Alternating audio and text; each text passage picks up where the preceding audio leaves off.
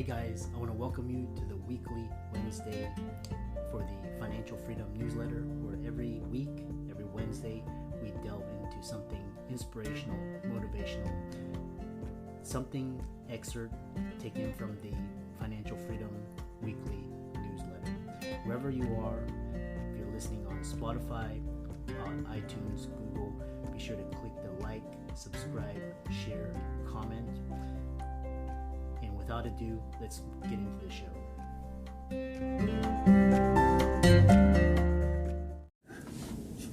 Hey guys, welcome to this week's podcast episode. I'm really excited about today's guest, Clint Callahan, and he's a social worker and therapist who's been working, and he's got over 20 plus years of experience. He's got a fantastic journey of resilience and how he's come out of it. And today's talk is all about mental health, small changes, big impact, resiliency, and I'm happy to welcome him to the show. Clint, welcome. Thank you for having me. I'm so glad to be here. Yeah. Tell people about your background, your story, how you got started, and we'll get into it. Sure. Yeah, I'll give you the condensed version. So when I was born, I weighed 1 pound, 15 ounces. So 47 years ago, they didn't have the medical technology they had today. So I'm lucky to be here. From there, I was bullied a lot in elementary school, junior high, and high school.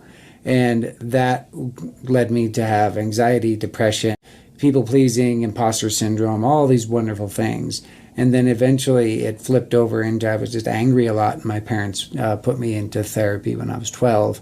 And that started my love affair with mental health, because now there's words for all this stuff, right? Before I didn't have the words.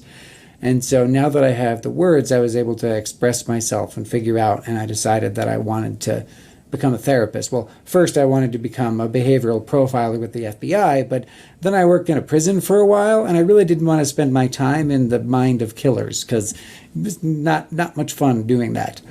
So from there, I moved to California. I met my wife. We had my mom got sick. She committed suicide and passed away.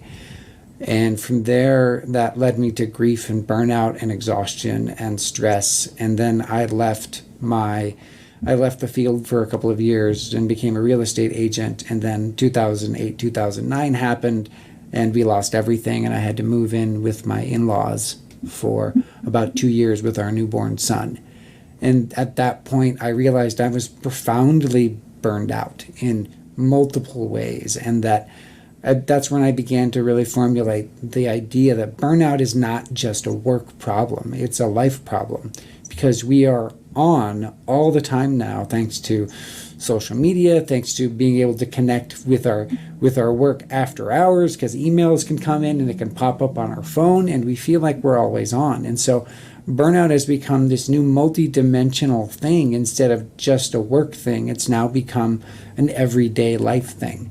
And so that's kind of where I started coming up with the small changes, big impact, 1% per day system. It's a 15-minute a day system to help people learn how to use different psychological tools and mindfulness and these different aspects to remind themselves that your brain and body are not separate. If you're physically exhausted, you're going to become mentally exhausted. If you're mentally exhausted, you're going to become physically exhausted. And it's all those different components together. Yeah. Really interesting story. Kind of talk about this. I like this idea of small changes and big impact, getting the most out of, getting the biggest bang for your buck, so to speak. So talk about power of incremental transformation. Yes. So the main thing that people run into when they want to change is they look at the mountaintop goal, right? I love the analogy of the mountaintop, where when you think about when you're at the base of the mountain and you're looking at the peak, if you do that, you're exhausted before you even start, because you're like, how am I going to get up there? That is so far. Sometimes you can't even see it because there's that nice thick cloud layer around it, so you don't actually know where you're going. So one of the things that I really try to teach people in both my therapy practice and my life coaching practice is you always need a reminder that you need to stop and look at your feet, and you need to find a guide, or at least guidance of people to follow, because we all are walking the same path of trying to make it through life. But there's some people who may be a little further ahead than others, and they can help you by providing you proper guidance along this path and reminding yourself that these small steps that you take every day, like for me, I'll give you what I do every day. When I was profoundly burned out, one of the things that I found was that I was burned out in basically 4 main areas of my life. I first started to socially withdraw. I started to stay away from friends, from work colleagues, from all these different things, and I just began to separate from that. That's that first piece of burnout. Then I began to start having self-care neglect. I didn't want to go to the gym, didn't want to eat right, didn't shower every day, didn't shave every day. I basically started to smell. And then, those kind of things, right? Then from there, it started the relationship issues, where I didn't want to talk to my family, I didn't want to talk to my close friends, that I was feeling burned out. So I did the stuff that I had to do. I basically pretended like everything was fine and but wasn't really engaged in anything. And then at the last point where it really became noticeable was when I had that inevitable conversation with my boss at the time, where they said, look, your work is suffering. You're not doing the job that we hired you to do. You are beginning to, fail in multiple areas, and we're going to have to fire you unless you shape up. And the sad thing is, for a lot of people, that's the part that you then start to get scared enough to finally begin and wanting to start the process of change. Yeah, I love that. The other question we talk about is this idea of resiliency. So kind of, resiliency is, that's a huge topic today. So talk about a little bit about that. Yeah. So it depends on what resiliency is, right? Because everyone has a different, again, it comes down to, it's like the definition of the word. Everybody has a definition of what resiliency is. But really, resiliency needs to be a personal definition for you. Because for me, what I think resiliency is and what you think resiliency is may be very different. But recognizing that resiliency is key, which basically for me, what resiliency is, when I'm with people, when I'm in my daily life, resiliency means that I can stay present, that I can be there and be a part of the moment and be in the moment.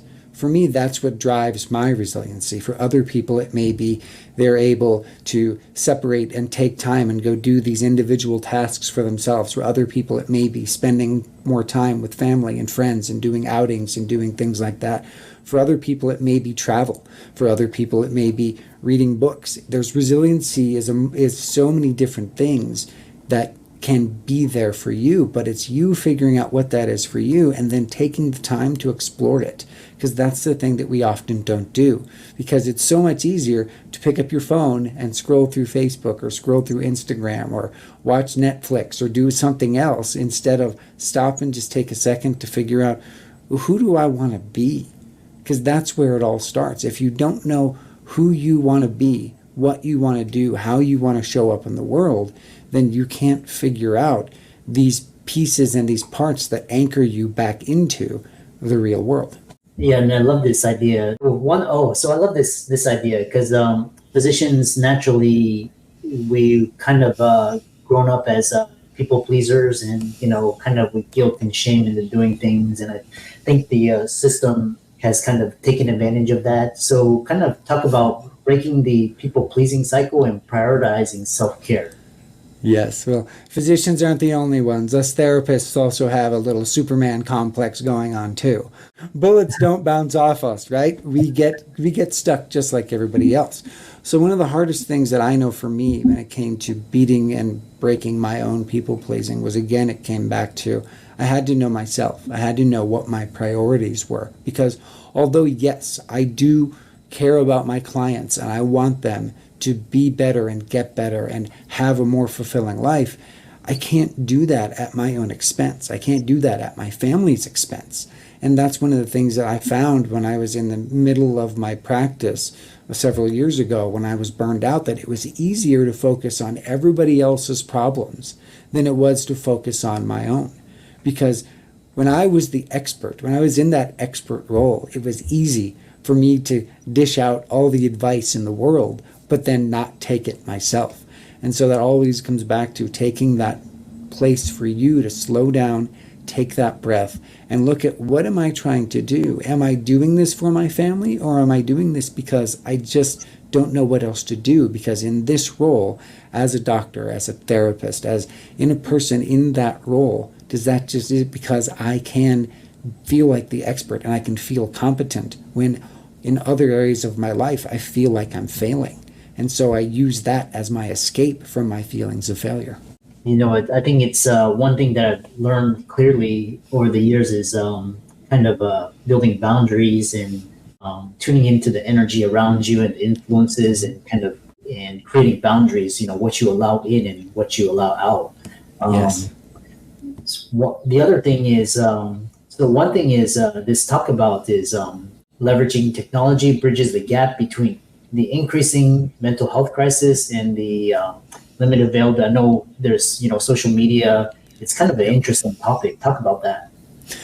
So it's interesting, right? Because it's the double-edged sword of most technology, right? Where it can be helpful and it can be harmful. Because social media is designed to stimulate your brain in those specific areas that make you feel like you're creating real connections. But really, you're not creating real connections. But at the same time, it's also, thanks to COVID and the pandemic, it also allowed therapists, doctors, and other health professionals to get into areas, thanks to virtual medicine, in a way that we've never been able to before. So now we can serve these populations where before they didn't have access to our specialties. And so that's amazing. But at the same time, it's also that double-edged sword where, how much can you really provide care for a person virtually when there's some things that you need to do that are in person? Yeah, so wonderful points. And one thing you were talking about, which was this idea of social media, and technology. Technology has actually helped it, what you talked about. Talk about this area where technology has actually caused more anxiety, depression, more eating disorders, more burnout. Kind of elucidate that side. Sure, I'm more than happy to discuss that. So, technology, like especially social media, has specifically been designed again to mimic the feelings of connection that are vital to human social interaction. But the problem is, because before we human beings, 250,000 odd years, we've lived mostly in groups of about 25 to 100 people up until civilization, about 1,000 years ago. And so for the first piece, our brain is still designed to only accept input from about 25 to 100 people. But now we have access to thousands and thousands of different cultures, people, ideas, viewpoints, life, all these different things. But the thing that we forget is it's a curated life. It's rare that you see someone on Facebook where they're talking about how their day was the worst day ever and the horrible nature of what's going on in their life. Usually it's, look at this amazing place that I am. Look at this amazing picture that I am. So then part of our primitive primate brain is, well, why don't I have that? Why you start to do the comparison thing. And that comparison piece is what gets us trapped and swirling and stuck into these different aspects of being burned out, being exhausted, feeling like a failure, and these different ways. And one of the hardest things especially is because I'm like I said, I've been through bullying. And so I was lucky I didn't grow up in the social media era, because bullying didn't follow me into the home. Home was safe for me. School was not, but home was. And and that's the thing, is that now bullying can follow you at home, at school. Anything that gets posted online could follow you for the rest of your life. It could be found by your bosses 20 years from now. And that's the thing that we forget, is that everything online now lives forever. It's somewhere out there. And that's a piece of it that we don't recognize when it comes to social media, is that it is an amazing way to create connection, but in a way we are more connected, but more profoundly disconnected from each other than we've ever been before. Because I don't know about you, but when I was living in California, I barely knew my neighbors when I lived in apartment buildings. I didn't know who lived above me, below me, or next to me. Even when I moved into some neighborhoods and when I eventually owned my own home and stuff, I rarely knew my neighbors, because you become and get this kind of fear of either the other, or you don't need to connect with other people because, well, I have 175 friends on Facebook, so why do I need to know my neighbors, right? It's that kind of stuff. Yeah. And I love, especially, with kids where they're looking on, nonstop 24/7, like just body image and, food, so much stimuli. It's, the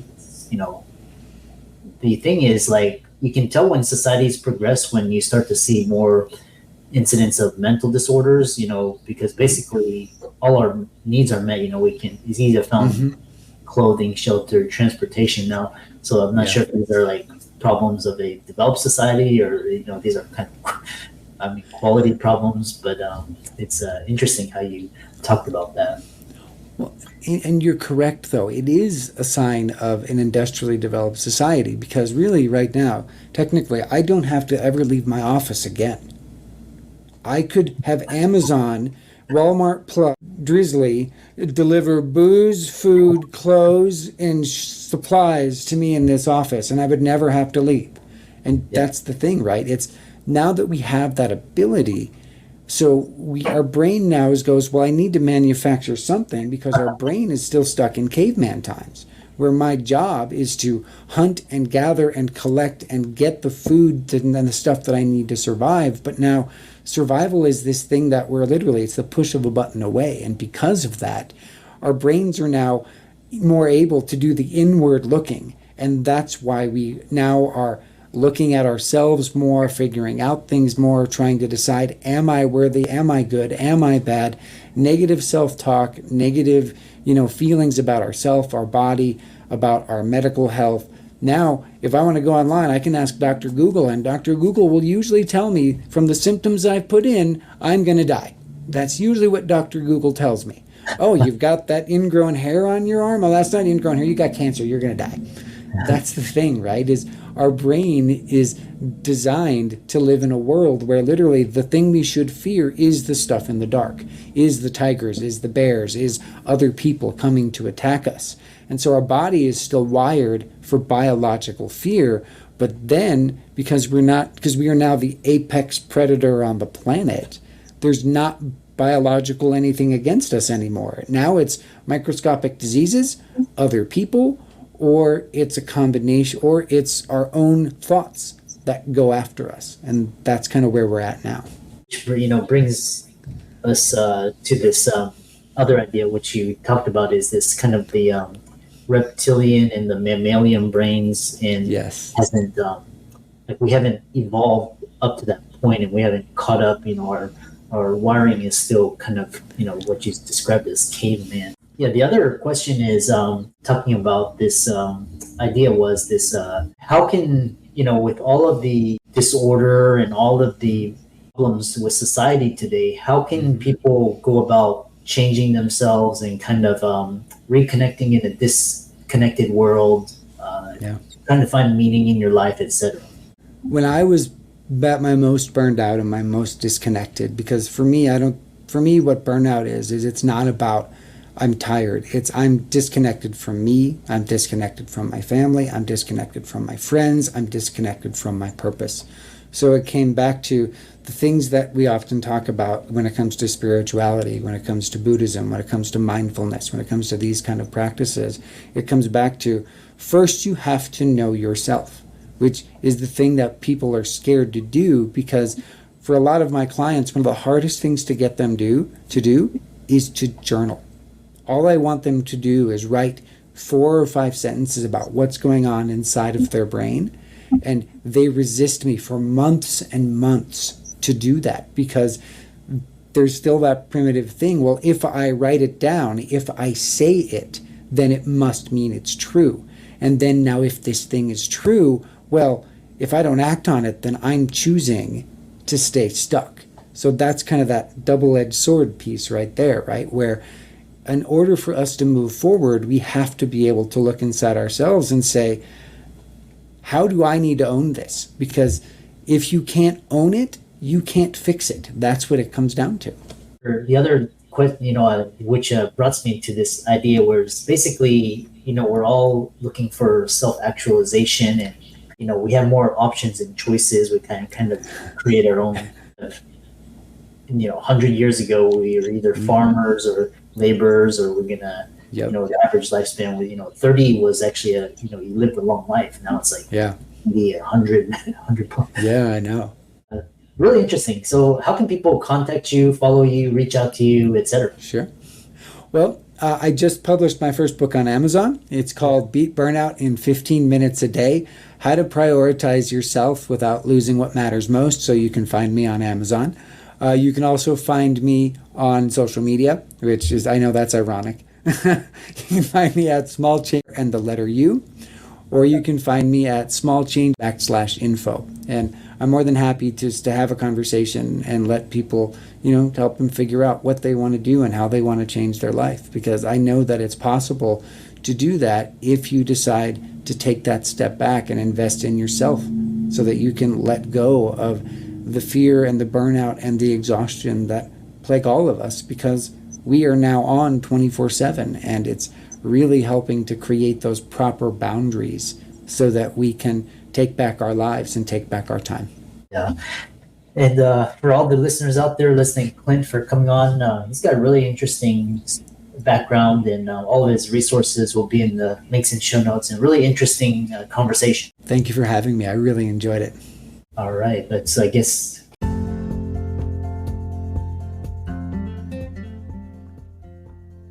I hope you really enjoyed that wonderful, inspirational, motivational piece.